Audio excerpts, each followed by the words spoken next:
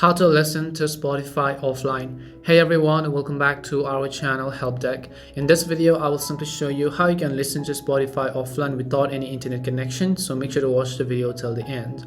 Now, in order to listen offline on Spotify means that you have to download the songs from Spotify. And in order to download songs on Spotify, you need to have a premium version because you will not be able to download songs from the free version of Spotify.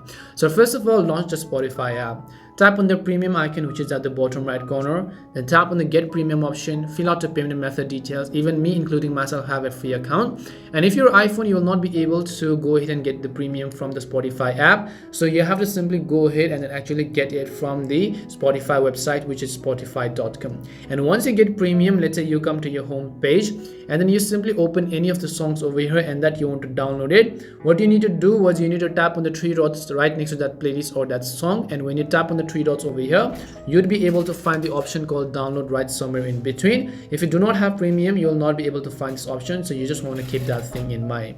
And that's all it takes to listen to Spotify offline. We hope the video was really helpful, and if it did help you, then make sure to leave a like and subscribe to our channel. If you have got any more questions, then make sure to leave them down. Thank you very much for watching and see you soon in our next video.